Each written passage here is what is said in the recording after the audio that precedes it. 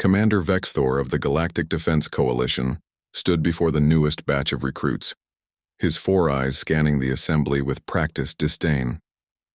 The training facility on Station Omega-7 housed the finest warriors from across 37 species, each one a veteran of countless campaigns. And then there was her. Lieutenant Sarah Chen stood at the far end of the formation, her small human frame dwarfed by the towering Krellian soldiers beside her. At 5'4", she barely reached their shoulders. The other instructors had laughed when her assignment came through. A human, a rookie, fresh out of basic training with zero combat experience. Another human experiment, Vexthor muttered to his second-in-command, a hulking Vortan named Grath. High command grows soft. They contribute nothing but paperwork and die in their first engagement. The first week proved him right, or so he thought. Chen failed every physical assessment. She couldn't match the Krellians in strength, the Vortans in endurance, or the Slick in speed. During hand-to-hand combat drills, she was thrown around like a training dummy. The other recruits, all seasoned warriors, began to ignore her entirely. But Vexthor noticed something odd. She never stopped. Every morning, Chen arrived 2 hours before formation. Every evening, she stayed 3 hours after dismissal. She studied combat footage, dissected tactical scenarios, and requested extra simulator time. When others rested, she trained. The turning point came during the Void Station exercise. The simulation was designed to be impossible. A hostage rescue on a deteriorating space station, outnumbered 5-1, with failing life support and hostile terrain. In 15 years, no recruit squad had ever completed it. Most didn't survive the first 10 minutes. Chen's squad was annihilated within 6 minutes. The Krellian lead charged in with typical aggression and was immediately cut down. The Vortans tried to hold a defensive position but were flanked. The Slick Scout's speed meant nothing in the narrow corridors. Chen was the last one standing, pinned down in a cargo bay with 30 simulated enemies between her and the hostages. Vexthor prepared to end the exercise when something unexpected happened. Chen didn't retreat. She didn't call for extraction. She started talking. Computer, activate emergency bulkhead protocols, sections 7 through 12, she said calmly, her voice steady despite the simulated gunfire. The station's compromised systems responded erratically, sealing random sections. Chaos erupted among the enemy forces as they were divided and disoriented. Chen moved like water through the confusion.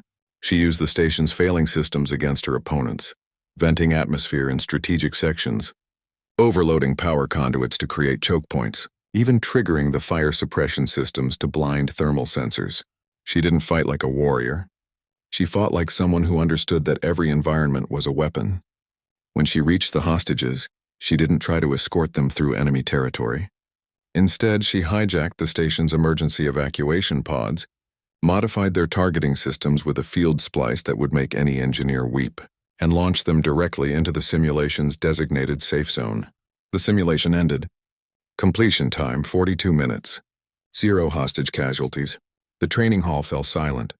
Vexthor pulled up her file again, this time actually reading it. Sarah Chen, born in San Francisco. Degrees in mechanical engineering and emergency response coordination. She had requested combat training not because she wanted to be a soldier, but because she had watched her sister die in a conflict where no one could adapt fast enough to save her. Over the following months, Chen continued to defy expectations. She couldn't win a straight fight, so she never fought straight.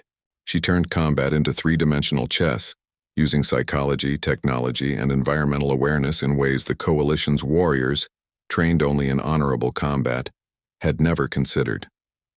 In the Gamma Sector campaign, when her battalion was surrounded by Kreller separatists, Chen didn't call for a heroic last stand. She hacked into the enemy's communication network, learned their language in 6 hours, and convinced 2 of their companies that their commander had ordered a retreat. The confusion gave her battalion the opening they needed. During the siege of Arcturus Prime, she jury-rigged a mining laser into a makeshift artillery piece that could punch through shielded positions. When asked how she knew it would work, she simply said, "I read the manual." But it was the Battle of Kerdath that made her legend. The Zathor Hive had invaded the colony world with overwhelming force. 3 Coalition fleets had fallen. High Command prepared to evacuate and glass the planet from orbit. Chen, now a captain, volunteered to lead a ground team to buy time for civilian evacuation, She went in with 50 soldiers against an army of 50,000. The Zathor were hive-minded, coordinated, and relentless. They adapted to every tactic within minutes. Conventional warfare was suicide against them. So Chen did something unconventional. She studied their hive patterns, identified the specific pheromone frequencies they used for communication, and then, in what military historians would later call either genius or insanity, she synthesized a competing frequency using chemical compounds from the colony's agricultural stores. The Zathor hive didn't just lose coordination. They began attacking each other, their hive mind fractured into competing signals. Chen's tiny force held the line for 18 hours, long enough for every civilian to evacuate. When the surviving soldiers returned to Coalition space, they didn't return as a rescue team. They returned as the only military unit in galactic history to defeat a Zathor invasion force on the ground. Commander Vexthor, now a general, stood at attention as Chen walked past him in the Fleet Command Center. She wore the rank of commander now, with a chest full of commendations that made his own decorations look sparse. "Commander Chen," he said, his voice holding a respect he'd never thought he'd feel for a human. "The Karadeath Protocol has been adopted fleet-wide. Your tactics are now standard curriculum." She smiled, that same small human smile she'd worn as a rejected rookie. "With respect, General, I hope no one ever needs to use them. I'd rather we found a way to make war obsolete." That night, in a bar on the edge of Coalition space, a young Krellian recruit asked his squad leader if the stories about Commander Chen were true. The squad leader, a veteran of Karadeath, took a long drink. "Kid, every story you've heard is true, and they don't even scratch the surface. That human, the one we almost rejected, she didn't just become a soldier. She redefined what it means to fight." He leaned in close, his voice dropping to a whisper that carried the weight of witnessed legend. "The Zathor have a word for her now in their hive memory. Roughly translated, it means the small one who breaks reality. And across 30 sectors, when enemy forces hear that Commander Sarah Chen is on the battlefield, they surrender before the shooting starts. Not because she's the strongest or the fastest," he paused, his eyes distant with memory, "but because she's human. And humans don't fight the war in front of them.